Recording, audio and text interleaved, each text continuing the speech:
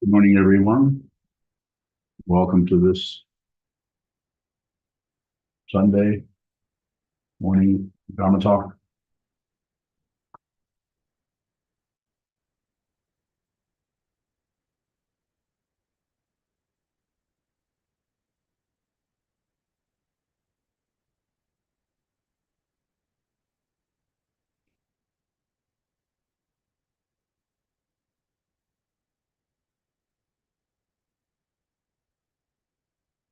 We need a balcony.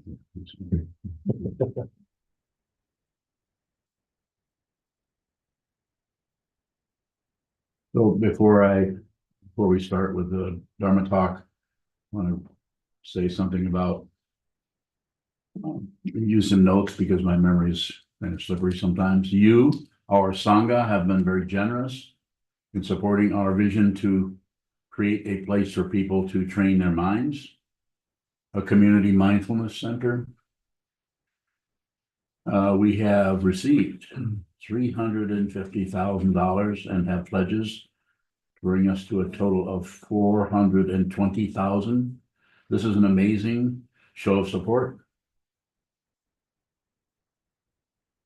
Thank you. Thank you. We will be updating you as this vision unfolds. Thank you.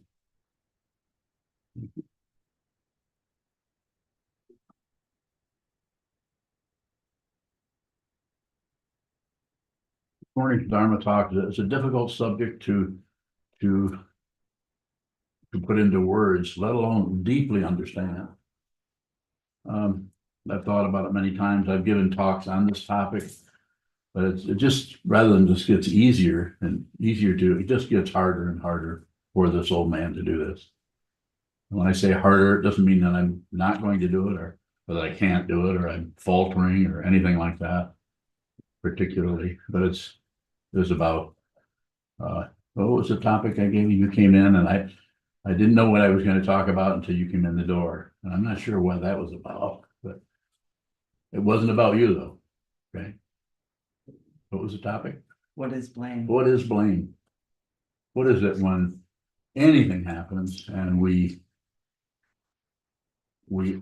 something happens, any difficult situation, which could be the lawnmower breaking, or it could be something someone said to us, something that some kind of response between someone that we're really close to or someone we're just met yesterday, on and on. Some could be someone that we're very affectionate with, very close to. As I said, it's just, but what is it when something appears? And we could start out with just the attribution of credit. Give somebody credit for something they do. Someone does this, oh, thank you for helping me with that. But we divide it up into what we want and what we don't want. I'm tempted to go into personal examples of it, but I'm not going to do that at all. You have plenty of your own you can go to, and I would appreciate it when I get to some point where there seems to be a period. I would appreciate it if you ask questions coming out of your understanding. As you've probably heard me say many times, CCC, communicate, cooperate, collaborate, so important to communicate. And that doesn't mean just you talking and telling people how you're feeling particularly, although that's some of it, but also receiving and listening, receiving, hearing, receiving and endeavoring to understand deeply what is being brought your way by way of a response to a question or however it may be. Just like this Dharma talk, I don't plan anything.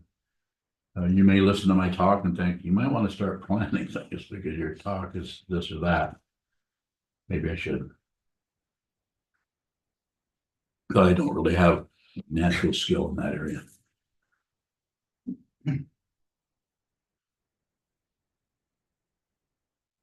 So I am not trying to get you or anyone to stop blaming anyone. I certainly haven't stopped. I've just been looking at this for a long time, probably longer than some of you have even been alive. And it's been very, very hard Relationships, starting with my stepfather, very, very difficult stuff. I'm not even blaming him, because now looking at it, I can see that he couldn't have done things any differently than he did. And I probably couldn't, as a small child, could not have done anything any different than what I did or reacted to it. It was just a painful situation. I'm not going to go into any stories about it. Probably I've already done that a few times here, with students or other talks. But I think it's very important to witness the tendency to have something happen and watch how you. This is my way of talking about it. I would love to have you give me questions about this particular dynamic, because this is a place where we go from how this feels to who did it, or how this feels. So this is not, there's the grasping part, there's the passion part, the blaming part. And the interesting thing is it has a validation to it. You can, if you were to write about it and take it to court or something like that, I don't mean literally, but to some kind of a counsel or something, you could probably get some validation there about, yes, you were mistreated. This did happen. But this is the relative area that most of the world is hooked by, and some of the world is not hooked by it in a way that is even reasonable. It's just outrageous and terrible and very painful for all the people who are under the control or authority of a despot, someone who's just in it for how they feel. They avoid their own suffering by manipulating others, blaming others, controlling others, torturing others, etc. And then there's other aspect in society where people actually, it makes some sense. You did do this and this, and they did do this. And if you're in a relationship where someone's treating you this way, maybe you should move away from that relationship rather than just stay in there and try to change that person into someone else. And I'm totally in favor of working with it in a relative way. If you can do it that way, by all means, work with your life in a relative way. There are psychologists, therapists, there are other ways. There are just ways of working with it on your own. Just, belonging to a lodge where there's some kind of community there, belonging to organizations where you get some support from others. That's what our situation is here, is Sangha, or a spiritual community where we get support from others who are endeavoring to see their true nature, see the ultimate nature in this situation, in this tradition of what the Buddha 2,500 years ago was pointing at. People tend to see that a little bit differently as they study it, as they practice it, and sometimes if they teach it. So what I'm trying to say is basically, to simplify it, it's not about stopping anything. It's not about controlling anything. You fundamentally, if you're blaming someone for something, you can't stop the blaming. If you do, you're going to get caught in a loop that is called belief, disbelief, and ignoring, or relative truth. And you can have a little bit of success in there, which is kind of a teaser to keep trying to do it that way. Keep trying to just not feel that way, or try to not act a certain way out of how you're feeling.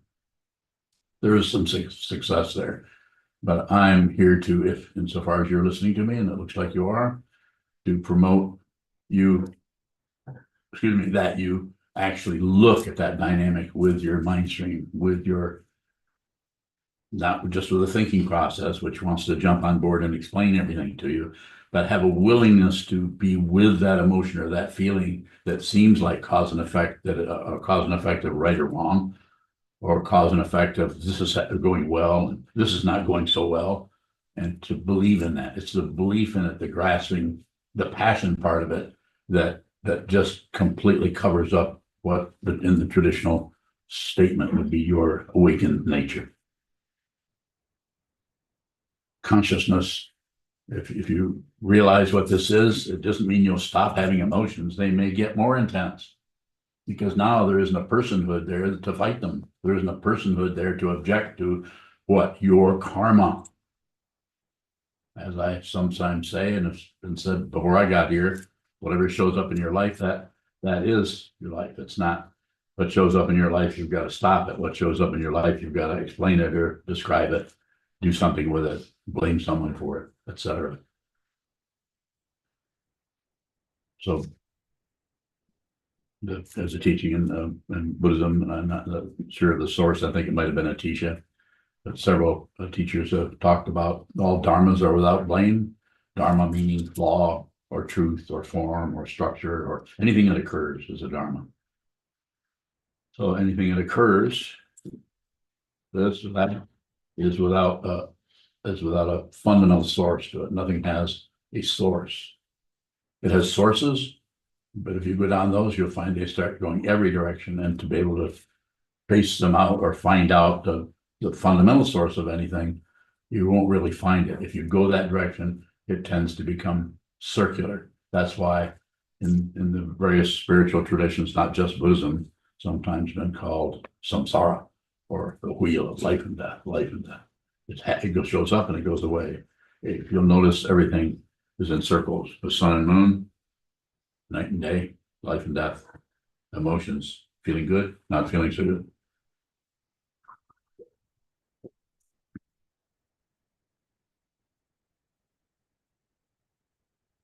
My intention as a Dharma teacher is to help you. It may not always look that way to you.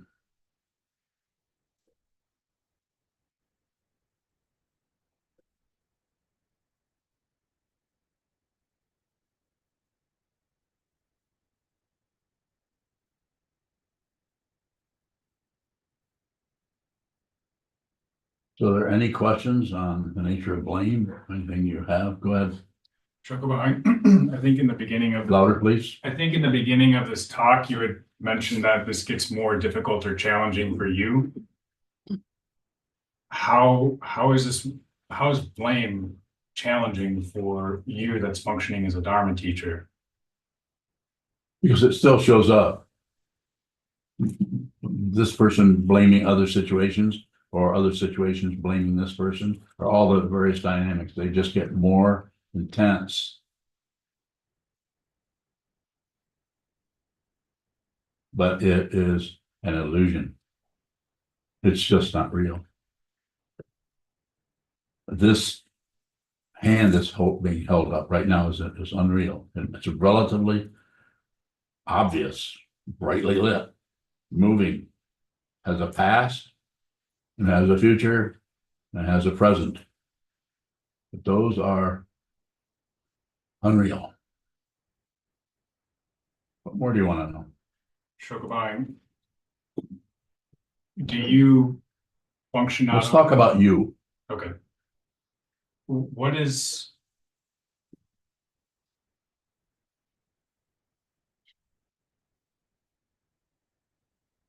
how is the nature of blaming the teacher different from blaming other people? It's the same. It's exactly the same. Not any different there. The polarity is gone. There's no difference. But as long as there's the confusion, then somebody will manifest as the teaching person and someone will manifest as a student person. It's just emphasizing the polarity.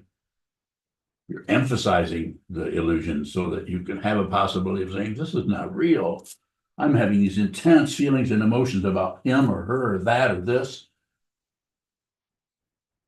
And it's not real. And yet they're intense. They're vivid. But they're empty of self and empty of another. You can actually see that right while your heart is beating and your knee hurts. That's the way you see it, is to go into the First Noble Truth. Life is suffering.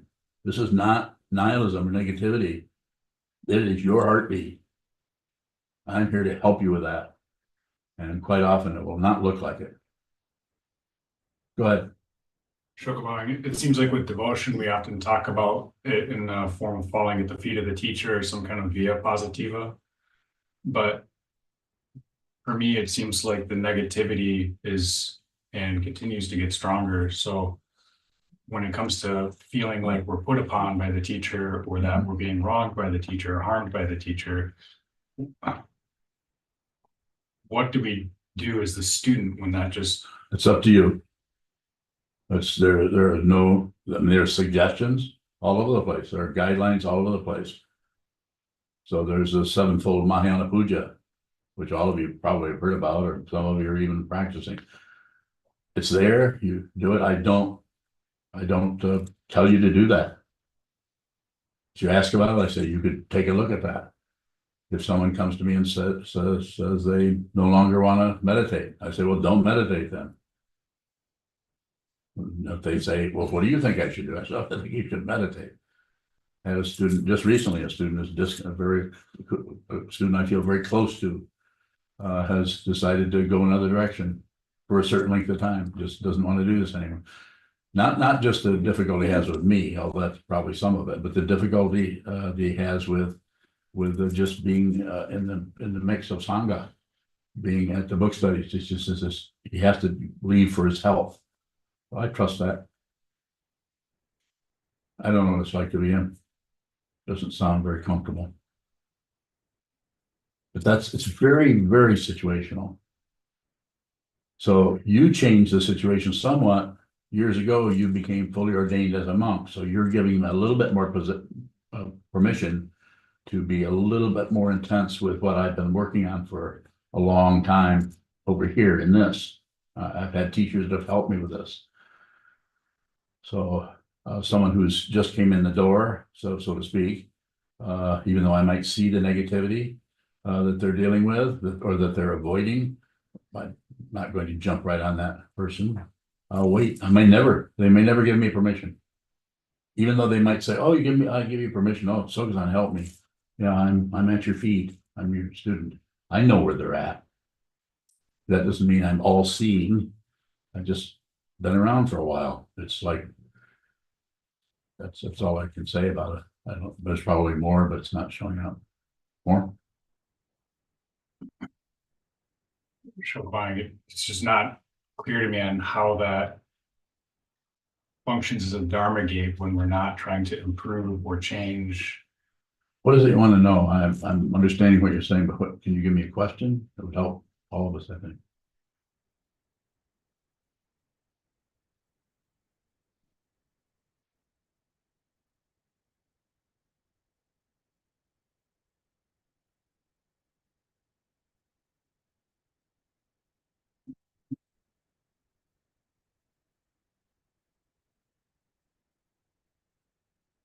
What does it mean to not blame the teacher in the midst of? I didn't say that you have to stop blaming. So, I mean, I could say don't blame, but it's impossible not to do that. You're going to be blaming. It's just like almost a knee-jerk thing coming out. What I'm saying is be aware of the blame. Be responsible for your emotions and your feelings. Realize that you are doing that. Just be aware of it. Like being aware of the weather. So, but when it's blaming, it's pretty personal weather. Just look at it as much as you can. Very difficult. Like I originally mentioned, my stepfather. It's very difficult to work with that blaming situation. Well, when I was young, it was impossible to work with it. It's horrible.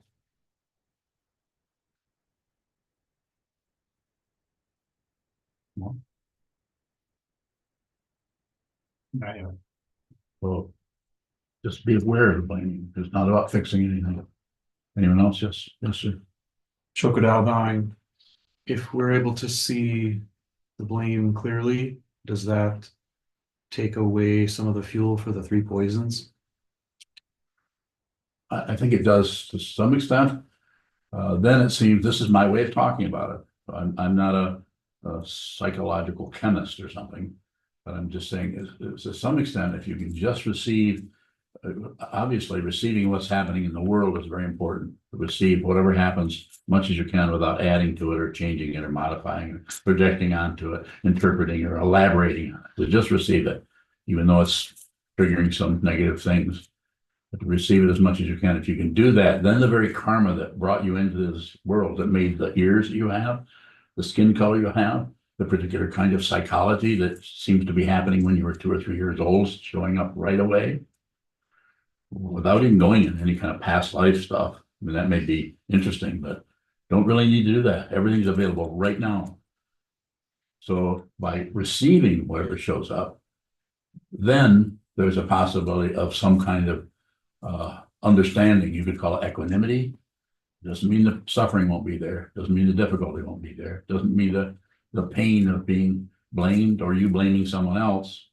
Doesn't mean that that won't arise, but it does not necessarily fuel that illusion that is running everything most of the time. And samsara, which is belief in itself. It may have to run itself out. It may have to have a lot of negativity come and go in the mind without stopping it, without enhancing it, and without distracting ourselves from it. In other words, my way of saying that, you may have heard me say it before, is don't miss your life. Whatever shows up, that's it. That doesn't mean you shouldn't move to Vermont. That doesn't mean you shouldn't do all kinds of things in relationship to how you're feeling and going to Vermont. It's in the back of my mind all the time. What? It's in the back of my mind all the time. Is it? Yeah, it's a nice state.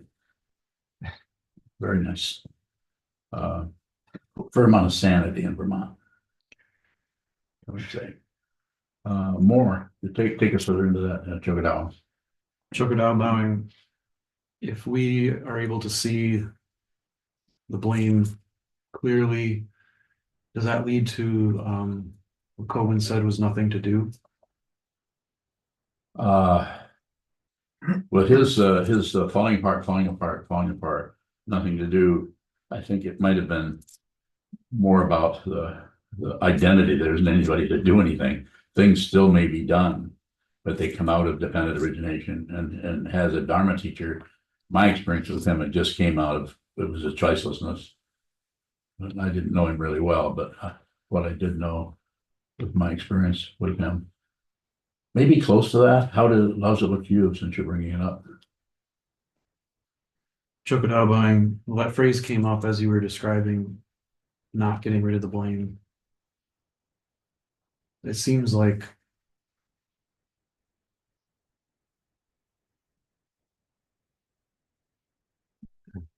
there's no one to blame. Yeah, it kind of seems that way. If there's dependent origination, it's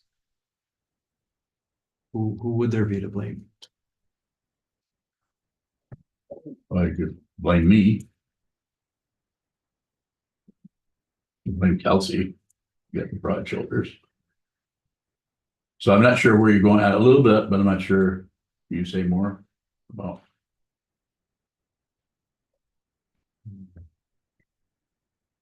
Not yet, thank you. Thank you. You have one? Go ahead. Be and bowing.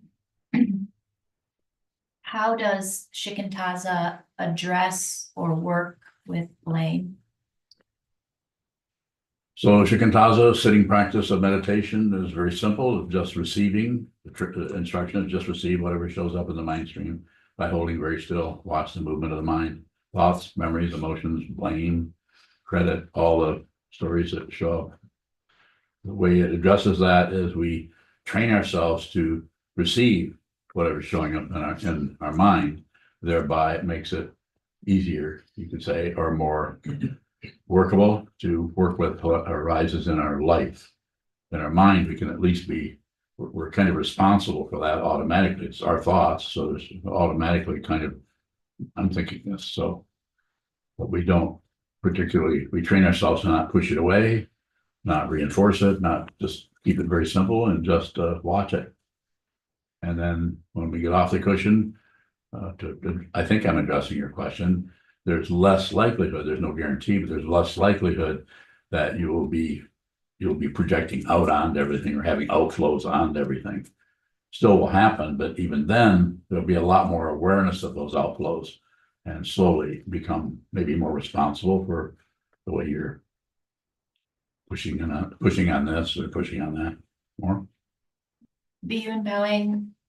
Why do you suppose we sort of like choose this suffering that comes along with blame than the suffering of like the emotion underneath it and something deeper? Say more. Sometimes, or at least maybe right now, it seems like blame does a pretty good job at repressing emotion.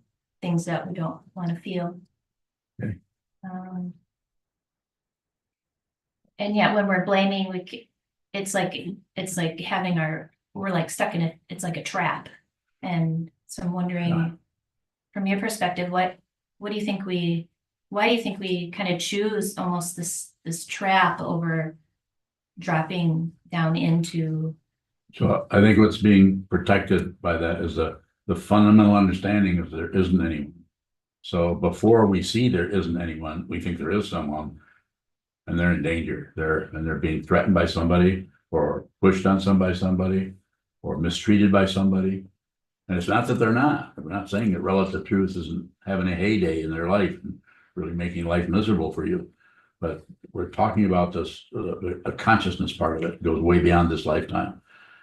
That needs to be seen. If you have an interest in the spiritual path, most people don't, it seems.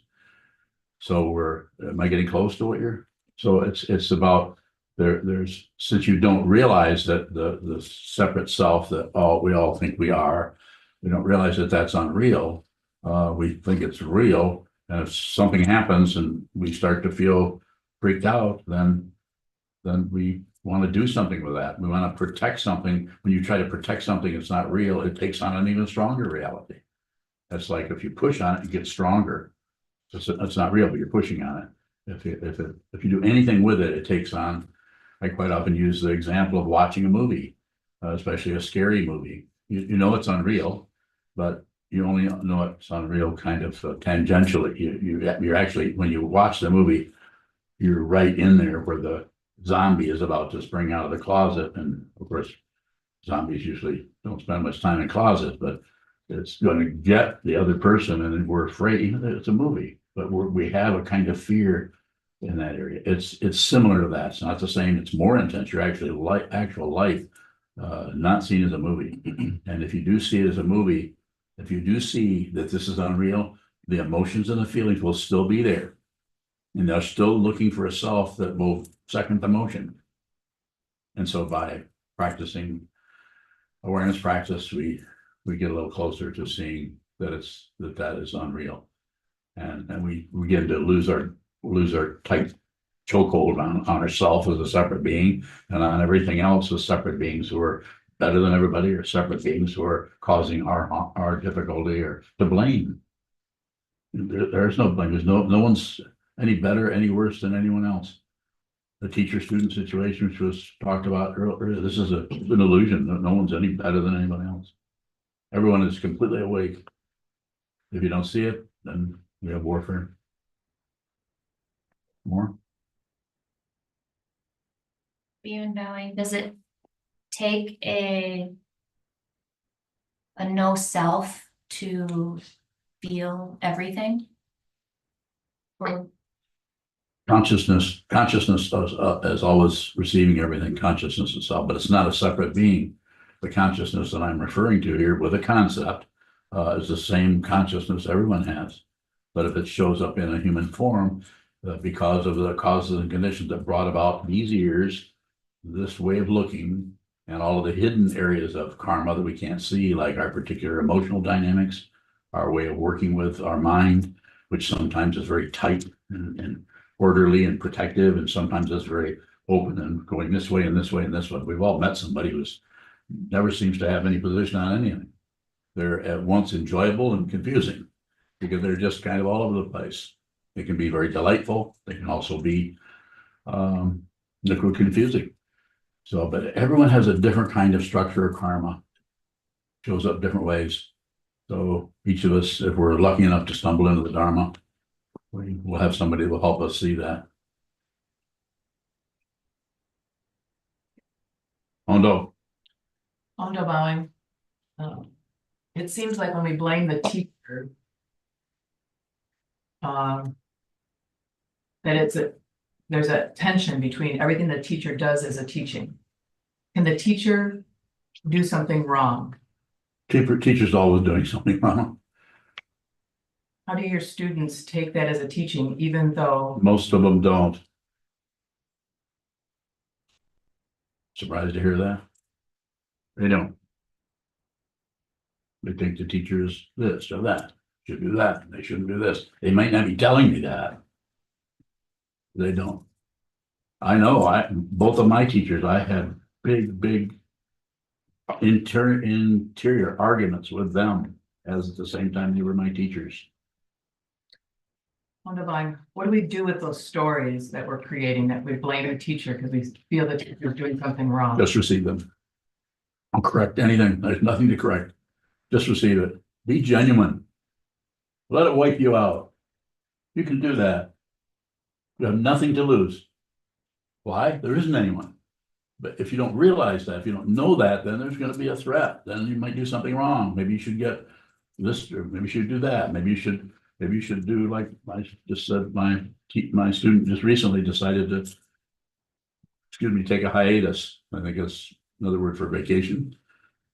That's totally appropriate. Relatively, that person needs to do that. So I'm not going to, if they were to ask me what to do, I said, I think you should probably just continue to stay here and practice, but I don't know what they're dealing with. And if this is what they didn't really ask me about it, they just said, this is what I need to do. So I said, okay, go do that. More? On Divine,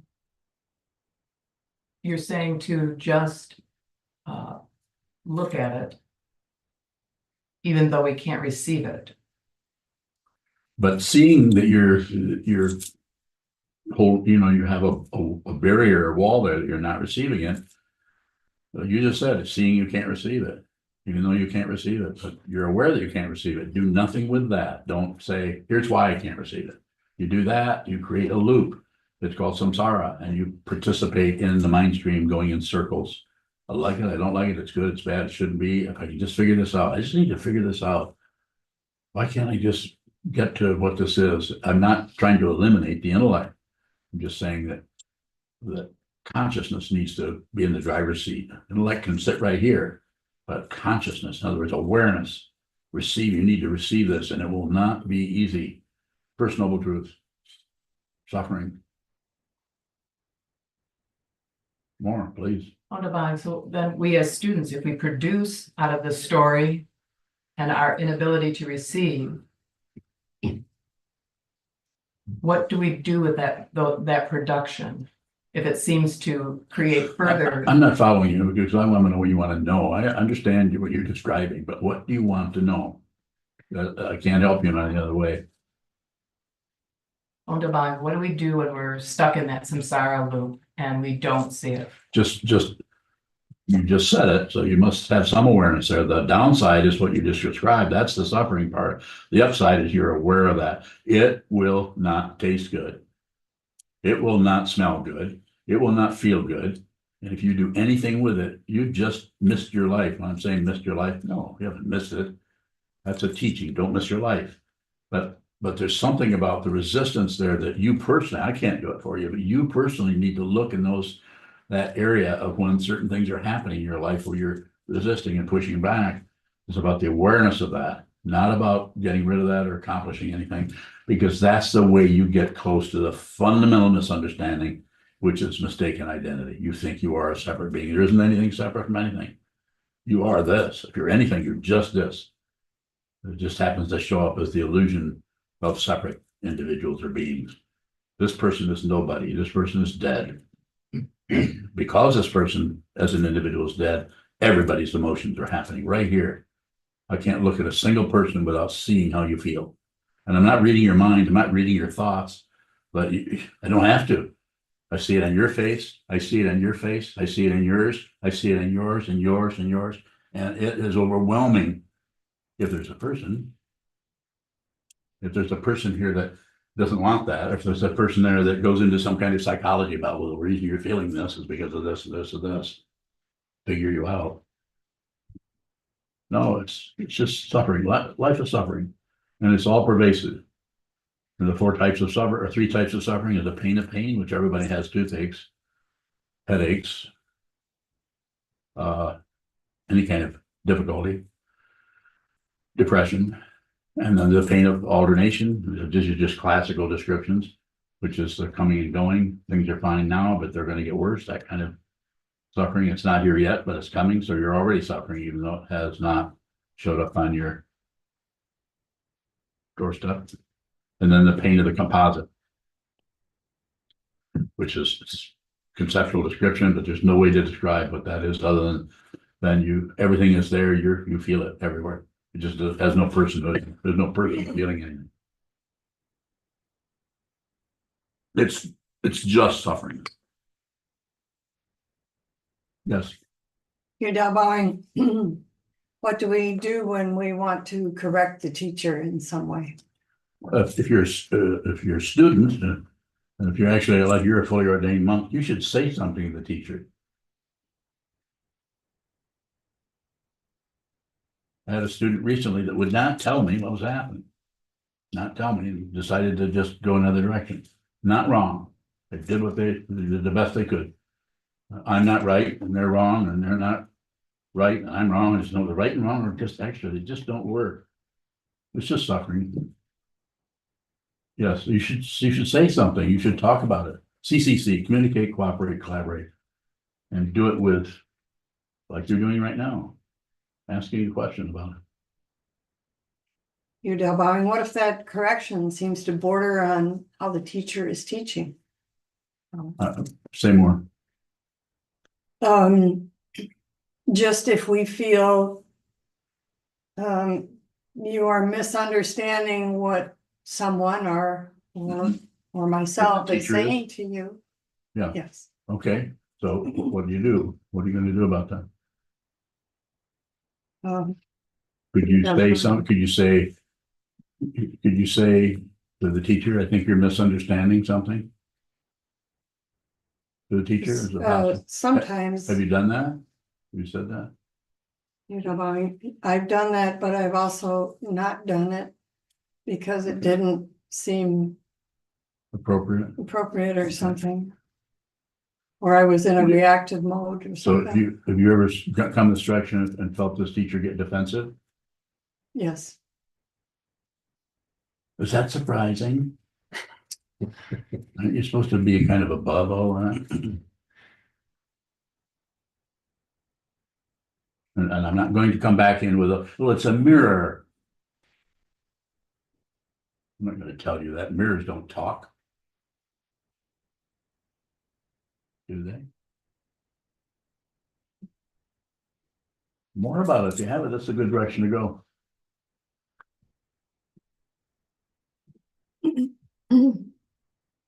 I can share something after you're done. I can share something. I did not want to come in here.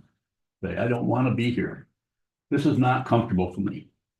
I'm not getting a bunch of, oh, it's wonderful. These people are all admiring me because I'm a Dharma teacher. No, this is very, very distressing to sit in front of people who are suffering intensely and are wrapped up in their little story. When I say little, I don't mean it dismissive. Because to you, it's intense difficulty or suffering and pain. And you're trying to find a way to get away from it. And I feel that. And there's no way I can do it for you. The only thing I can say, if I never see you again, and that may happen next week, if I never see you again, remember this, train your mind. Don't get your identity from me or from anyone. You find out who you are. You have to find out who you are. It doesn't have anything to do with Buddhism. Although Buddhism might be a way to get to right up to the edge of the cliff where you have to dive into no self. There isn't any self or any other. You may need that structure. I certainly did. More.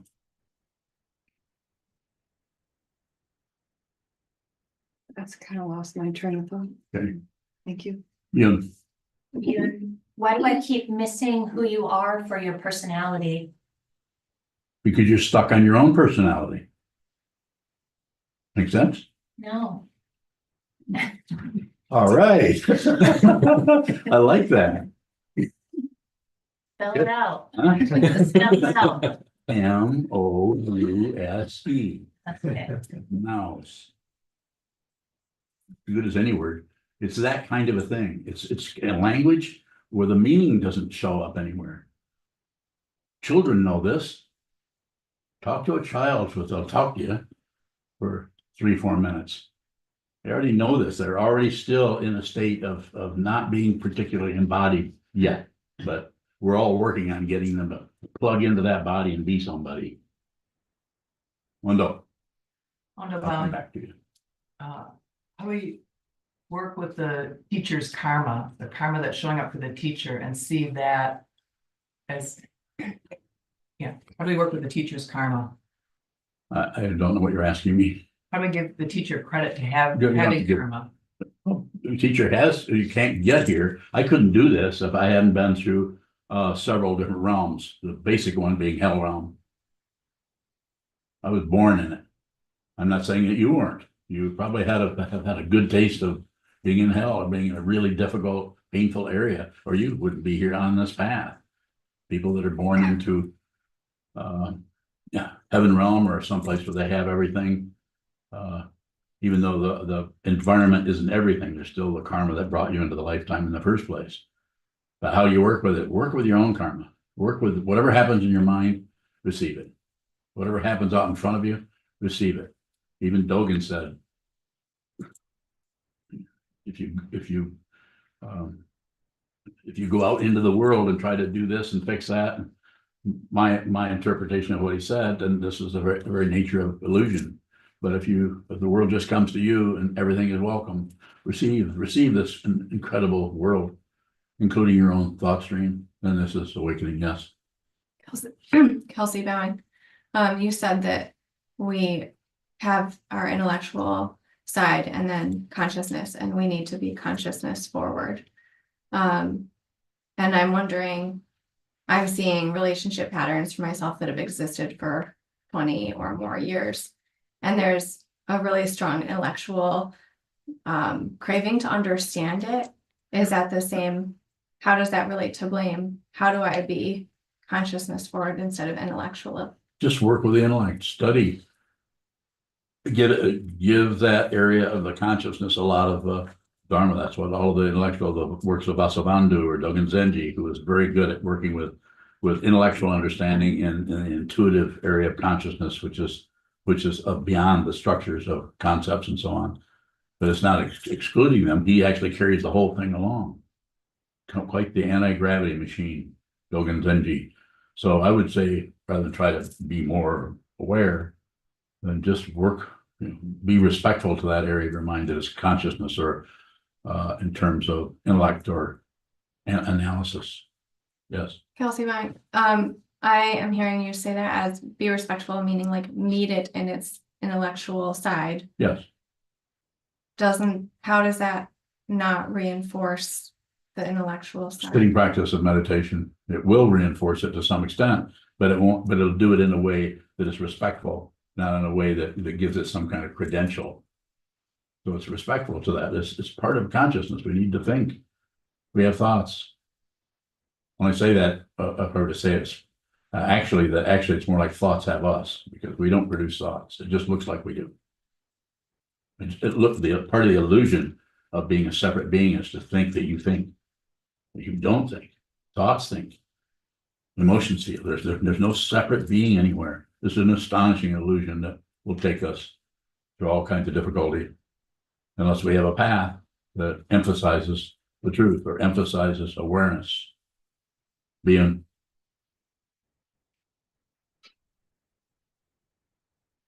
Bowing,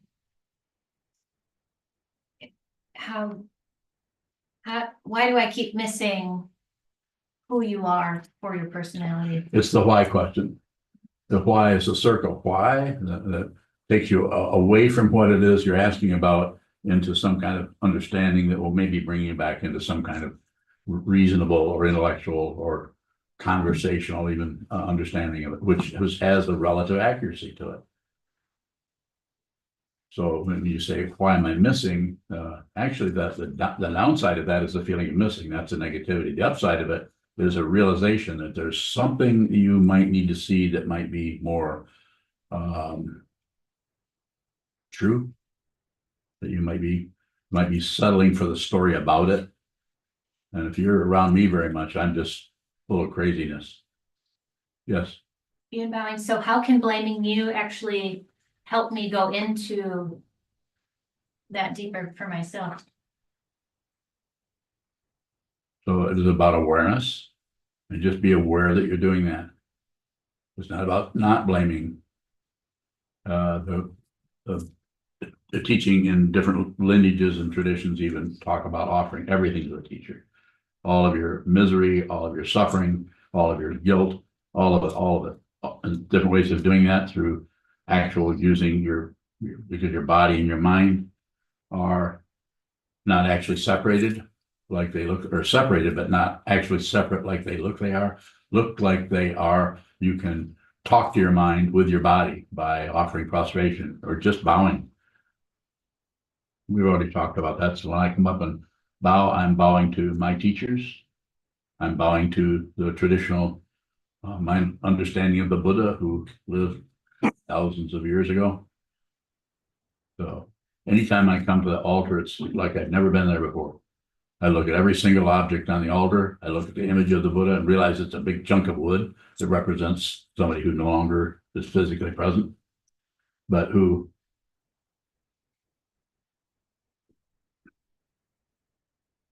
was a teacher. Yes. Wonderful. How can we use the teacher as an example when we see the teacher who receives everything and which includes his karma? I don't know. Maybe you can. Wonderful. How do we, I mean, that is even part of the sevenfold Mahayana Puja, the example of teachers, being grateful for the teachers of the past and their teachings. How do we You can receive start- the you can start teaching with- of you? You can start with them. Because your personal teacher might be more difficult than, say, Wainam or Vasubandhu or the Buddha, or some person that you don't have to look directly in the eyes. You look the person directly in the eyes, that person's looking right at your karma. They're right at your blind spots. They're not reading your mind. They don't have any idea what you're thinking. It doesn't matter, but they can see it because you radiate it, just like you would radiate love or kindness or generosity.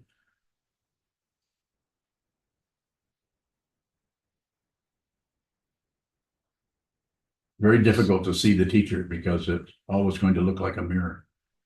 Even though the teacher isn't particularly trying to be mirror-like, they're not doing anything. They've been dumped out of the personal self through just the grace of the Buddha. There's no proof. There's no guarantee of anything. It can be very challenging. It can be very, very threatening to ego in such a way that it actually looks like something is wrong. The ego is very good at stabilizing and making sure that it's protected. It gets harder. The longer you're on the path, the more it's going to look like you're maybe in danger. You're not. But don't believe this. Find out for yourself. Go right into the darkness. You're not going to find the light by going into the light. You need to go into the darkness, and the darkness is being a human being. How do I know? I don't know. I don't know it. If I know it, I know Shoka has his fingers up. I know that. Am I right? Relative truth. Go ahead. Sokuzan. Does the wall that I see when I look at you or when I'm in front of you mean that I'm not devoted? There's no way you can tell if you're devoted or not. It's not a relative situation. It's not a credential. I've never once said to anyone, a student of mine, that they're devoted or not devoted. If they keep coming this way, I might say that. I mean, if they ask me about it, if we talk about it, there might be some activity like that, but it's not much. It's up to you to understand that. Yes. Sokuzan.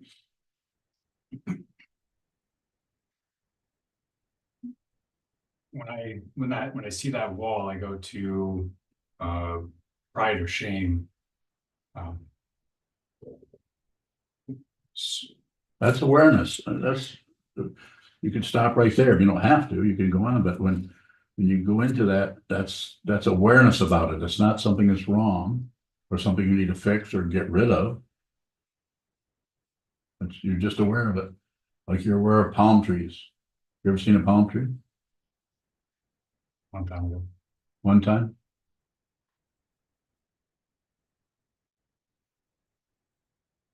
Well, Dr. Bowing, what is devotion?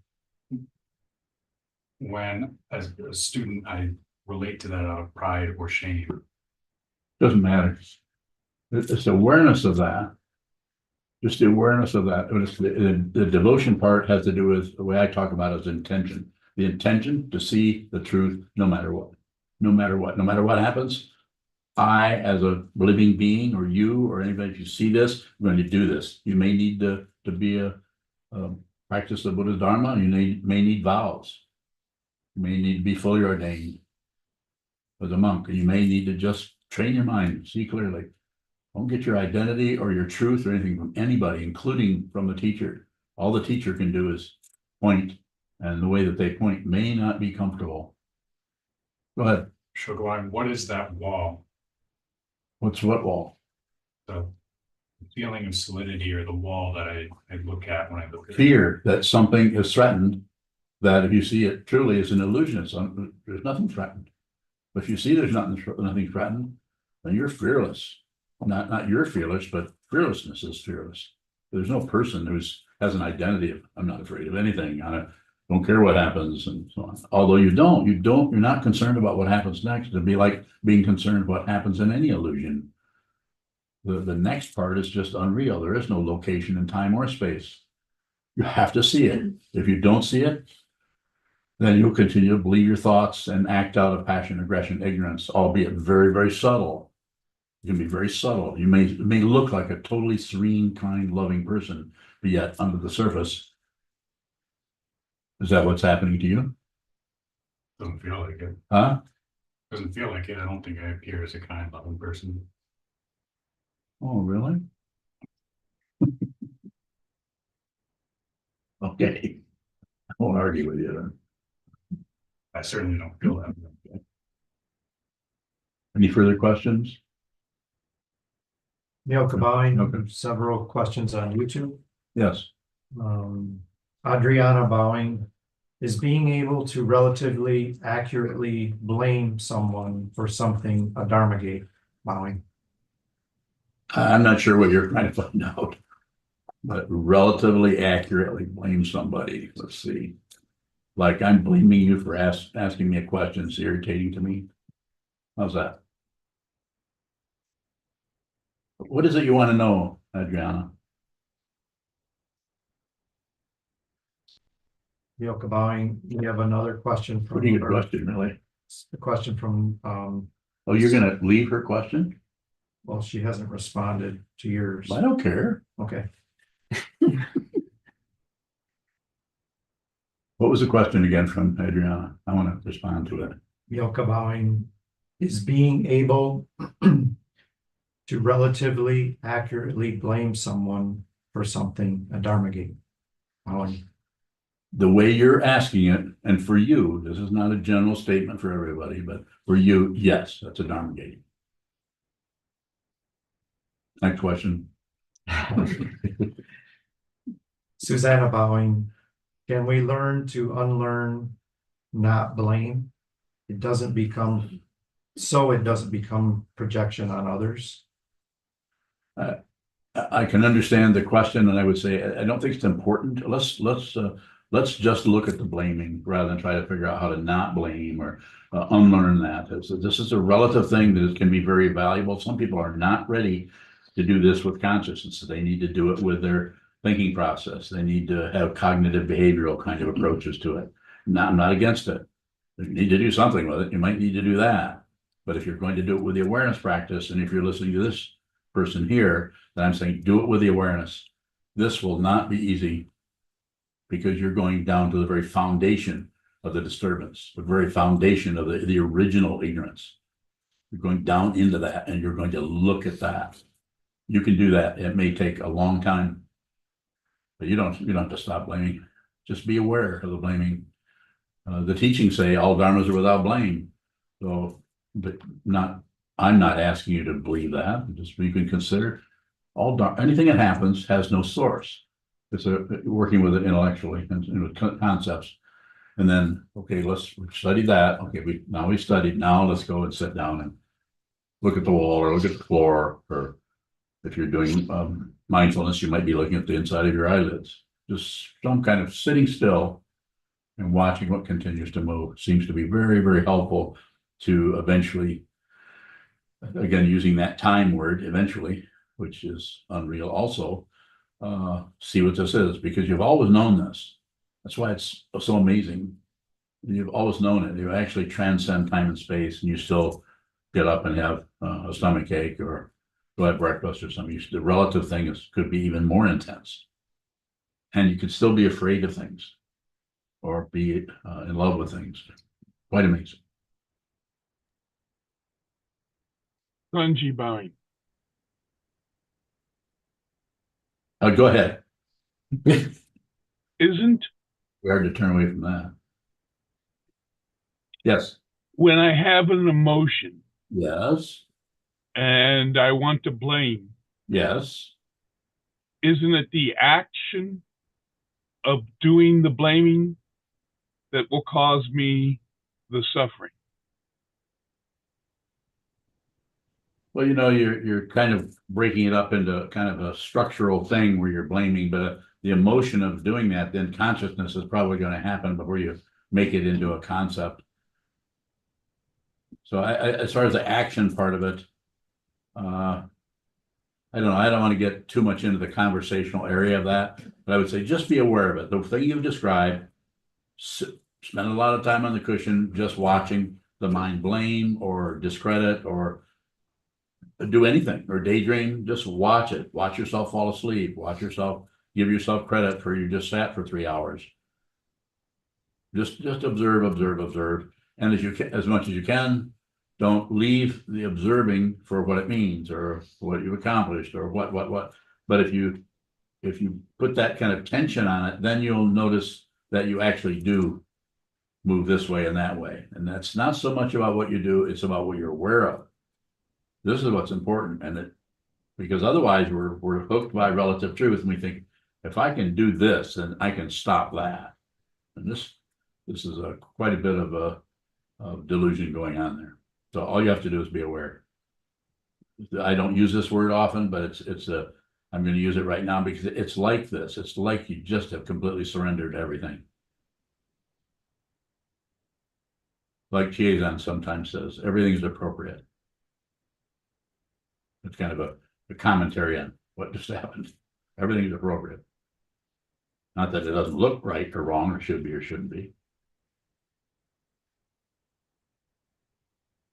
Nothing to fix. Thank you so much.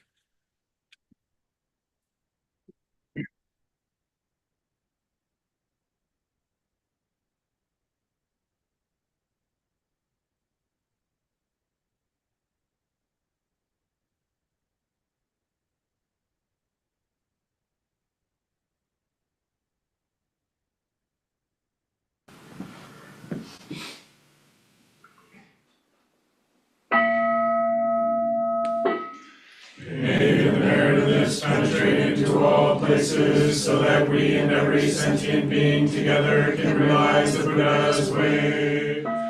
Jiho Sanchi Shifu Shison Busa Moko Sa Moko Hoja Horomi.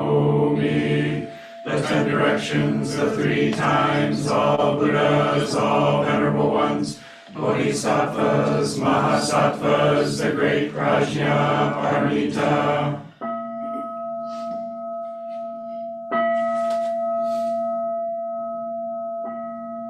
O Buddhas and Bodhisattvas of the 10 directions and the 3 times, please hear us. Please come down out of the light and protect Sokokoji Buddhist Temple Monastery, our Sangha, families, friends, and visitors. Heal everyone who is unhappy, sick, or suffering, and fill them with light.